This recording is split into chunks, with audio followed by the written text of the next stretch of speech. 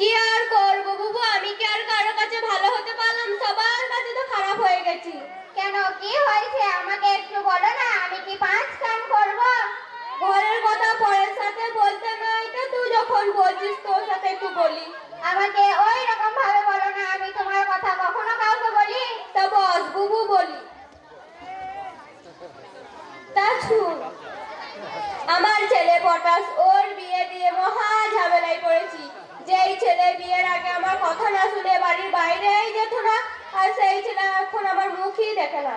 ও কথা আর বলিস না, আমি আমার ছেলের বিয়ে দিয়ে জ্বলে পুড়ে ছাই হয়ে গেলাম, আমার বোন নিয়েও জ্বলে পুড়ে ছাই হয়ে গেলাম। তাও তোদের বাড়িতে ভালো। উফ, আমাদের এটা একবারে পিঠ পিঠে শয়তান। জানিস বাবু, কালকে বাপের বাড়ি থেকে আমার বৌমা ঘর এসেছে। বাপ মায়ের লেগে কত না কষ্ট হচ্ছে, গোশ মাছ কত কিছু খেয়ে এসেছে, কিছু আবার নিয়েও এসেছে। সেই যে ঘরে ঢুকলো আর বেরোলো না। ঠিক আছে বুড়ে, এবার চুপ কর, আমাদের ওই বিষাক্তটাও চলে আসবে। এবার আসি রে, তোর ভাইয়ের জন্য মাঠে ভাত নিয়ে যেতে হবে, না হলে বুড়ো আবার বকর বকর করবে।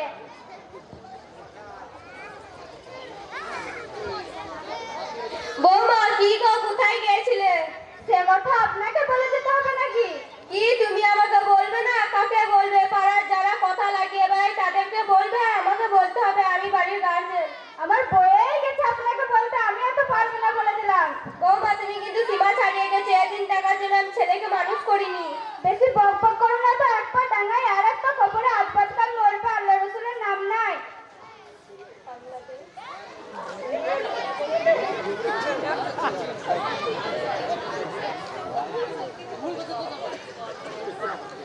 বৌমা তোমার সাহস তো কম নাই, তুমি কিন্তু সীমা ছাড়িয়ে গেছে। এদিন টাকার জন্য আমি ছেলেকে মানুষ করিনি। আপনার যেমন ছেলে আমারও তেমন স্বামী, আপনি যেমন ছোট থেকে বড় ছেলে মানুষ করেছেন, আমার বাবা আমাকে ঠিক তেমন ভাবে মানুষ করেছে, আমার দামটাও কম নয়। তুমি কত ভালো আমার জানা আছে। তুমি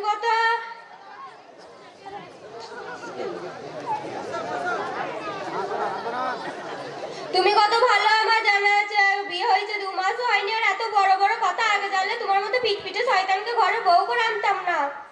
বেশি বক বক করেন না তো, এক পা ডাঙায় আর এক পা কবরে আজবাতকাল মরবে, আল্লাহ রসুলের নাম নাই। তুমি কত আল্লাহ রসুলের নাম নাও আমার জানা আছে। ওরে আমার কুটুনি বুড়ি কোথাকার এলো, ভালো মানুষও খারাপ হয়ে যায়। যাও যাও, আমার বক বক করে না, আমার আবার কাজ আছে। ওরে বাবা রে, এই বুড়ির ঘরে মনে হচ্ছে ঠিকভাবে থাকতেও পারবো না। ও ছোট মা, কোথায় যাচ্ছ? এই তো তোর শ্বশুরের জন্য মাঠে ভাত নিয়ে যাচ্ছি। অনেকদিন পরে এলে, এদিকে এসো, বসো। না, বসার মতো কি আর আছে রে বৌমা, তোর শাশুড়ি এখনই ভাববে বিড়বিড় ফুসফুস করে ওর নামে কিছু বলছিস। ওই বুড়ির কথা বাদ দাও তো, এই সংসার আসার পর থেকে আমায় জ্বালিয়ে যাচ্ছে। তাহলে শোন বৌমা, তোর শাশুড়ির সাথে কাল আমার দেখা হয়েছিল, কি যে এক বড় কাহিনী শোনালো না। ওই সব বলে কি আর হবে? বলো না একটু শুনি, ওই বুড়ি আমার নামে কি কি বলেছে একটু শুনি।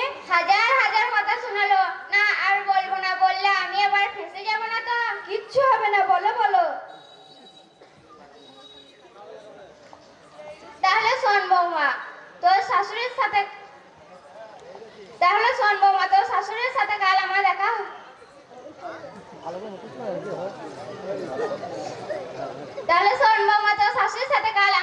হয়েছিল। তুই নাকি তোর শাশুড়ির ভাতের সাথে বেছে বেছে গোশের হাড় দিস, ছোট ছোট মাছের বীজ দিস, এক কাজ বারবার না বললে নাকি করিস না, ঘুম থেকে সকাল 10টায় উঠিস। কি? ওই বুড়ি আমার জন্য এত বড় মিথ্যা কথা বলেছে? এ তো সহ্য করা গেল না। ওই জন্যই তো ওই বুড়ির সঙ্গে মিশি না, ওর সাথে মেশা থেকে না মেশা অনেক ভালো। ও ছোট মা, আমি তোমার সাথে কখনো খারাপ ব্যবহার করেছি বলো? আর গ্রামে 4-5টা মানুষের সাথে কখনো খারাপ ব্যবহার করতে দেখেছো? না, কই তো দেখিনি। তোর মতো 5টা মেয়ে তুলনা করাই যায় না, তোর মতো বৌমা ভাগ্যের ব্যাপার। তোমাদের বৌমা কবে বাপের বাড়ি গেছে, এখন আসবে না বুঝি? ও কথা আর বলিস না, আমার বৌমা কিছুদিন আগে বাপের বাড়ি গেছে। ওর বাপ একটা মোটরসাইকেল কিনে রেখেছে, তো আমার বেটা বলছে তুমি আমার মা না। কিছু মনে করো না ছোট মা, পুরোনো কাহিনী শুনেই তোমাকে কষ্ট দিলাম। আবার আসবে, আমাকে আবার ঝাটপাট করতে হবে। এবার আসি রে, তোর শ্বশুরের জন্য আধা মাঠে ভাত নিয়ে যাচ্ছি। আসসালামু আলাইকুম, কেমন আছো খালাম্মা? ওয়ালাইকুম সালাম, ভালো আছি। ও ওয়ালাইকুম সালাম বলতে নাই, ওয়ালাইকুম আসসালাম বলতে হয়। অনেকদিন সালামের উত্তর দেওয়া হয়নি তো, তাই জিভে খানিক খানিক আটকাইছে। তা বল মা, তোর বাপ মা কেমন আছে? আল্লাহর রহমতে সবাই ভালো আছে। তা এতদিন পর আমাদের কথা তোর মনে পড়লো, তা এতদিন আসিসনি কেন? আমি চন্দ্রকুটা দিনিয়াত মুনাজ্জাম মক্তবে ভর্তি হয়েছি, তাই আসা হয়নি। তা এতদিন পর যখন এলি, অনেকদিন থেকেই যাবি। না খালাম্মা, তার হবে না, সামনেই পরীক্ষা ও বাৎসরিক জলসা, থাকা হবে না। কি আর করার, আজকে রবিবারটা থাক, কাল সোমবার না হয়ে যাবি।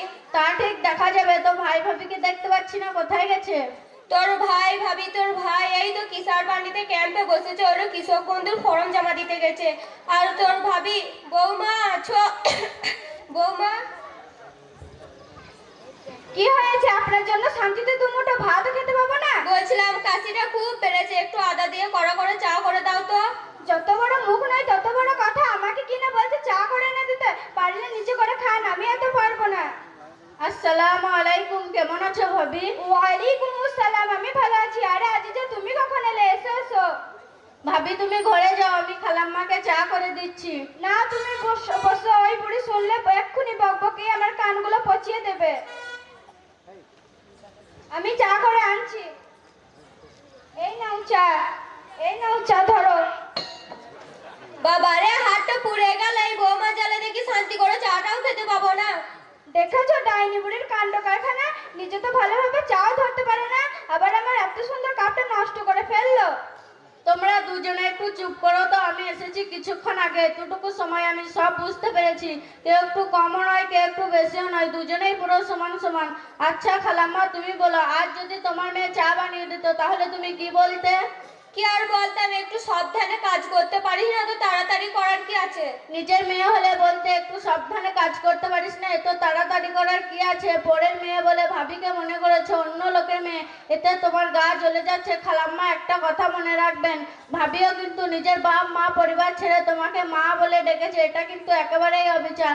আর ভাবি তুমি বলো, আজ যদি তোমার মা অসুস্থ থাকতো আর বলতো একটু চা করে দে, তাহলে তুমি কি করতে? এত সহজ ব্যাপার হতো, মায়ের জন্য চা করে আনতাম। নিজের মা হলে চা করে আনতে, আর শাশুড়ি মা বলে তুমি বলছো চা খাওয়ার বড্ড শখ হয়েছে, নিজে করে খাও। ভাবি তুমি একটা কথা মনে রাখবে, খালাম্মা কিন্তু তোমাকে মা বলে ডাকার সুযোগ দিয়েছে। যেই সংসারে 30-35 বছর ছিল, সেই সংসারে হাল তোমার হাতে দিয়েছে। নিজের জানের টুকরো সন্তানকে তোমার স্বামী বানিয়েছে। যা তুমি বলেছো সবই ঠিক আছে, কিন্তু তোমার খালাম্মাকে জিজ্ঞাসা করো, গোটা পাড়ায় আমার নামে মিথ্যা বদনাম দিয়ে বেড়ায়। বৌমা, তুমি মুখ সামলে কথা বলো, আমি কার কাছে তোমার নামে কি বদনাম দিয়ে বেরিয়েছি? বয়স তো অনেক হয়েছে, মিথ্যা কথা বলে এবার ছাড়ুন। সুরাইয়া ছোট মাকে কি বলেছেন, আমি কিনা সকাল 10টায় ঘুম থেকে উঠি, আরো কিনা কথা, সেসব বলাই যাবে না। হায় আল্লাহ, আমি বলিনি, কোন ডাইনি কথাগুলো লাগিয়ে এলো কি জানি। আগে সুরাইয়া ছোট খালাম্মাকে ডাকো, তারপর সব সমাধান হয়ে যাবে। দাঁড়াও বৌমা, আমি সুরাইয়াকে ডাকছি। সুরাইয়া, আরে সুরাইয়া, সুরাইয়া। ও বুবু, ডাকাডাকি করছো কেন? এই রে বউ শাশুড়ি যুদ্ধ লাগিয়েছিলাম, আমি আবার ফেঁসে যাব না তো? এই ওদিকে কি বিড়বিড় করছিস? চ, তুই আমার নামে আমার বৌমাকে কি লাগিয়েছিস? না মানে বুবু, একটা কথা বলতে গিয়ে মুখ ফসকে সব বেরিয়ে গেল। কি, তুই সেদিন আমাদের বাড়িতে আগুন লাগাতে এসেছিলি? মিথ্যা পরি নিন্দা ও গীবত করে কত শান্তির সংসার অশান্তির আগুনে জ্বলছে, আর সেই আগুনে জ্বলছে আমার ভাবি ও খালাম্মা। যদি এই বিষয়ে ধারণা পড়তো, তাহলে এদের দুজনের মধ্যে কথাই হতো না। মুসলিম শরীফে 303 নম্বর হাদিসে হযরত হুযায়ফা রাদিয়াল্লাহু তাআলা আনহু বর্ণনা করেছেন, রাসূল সাল্লাল্লাহু আলাইহি ওয়াসাল্লাম বলেছেন, লা ইয়াদখুলুল জান্নাতা নামাম, অর্থাৎ চগলখোররা জান্নাতে প্রবেশ করবে না। রাসূল সাল্লাল্লাহু আলাইহি ওয়াসাল্লাম আরো বলেছেন, তোমরা কোনো সংসারে বিবাদ না লাগিয়ে একে অপরের সঙ্গে মিলেমিশে থাকো, কেননা কোনো সংসারে মারামারি ঝগড়াঝাটি করা কোরআন ও হাদিসের বিরোধী।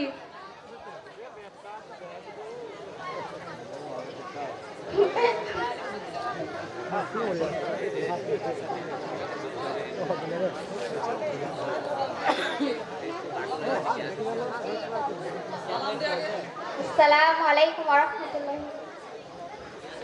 মাশাআল্লাহ। সবথেকে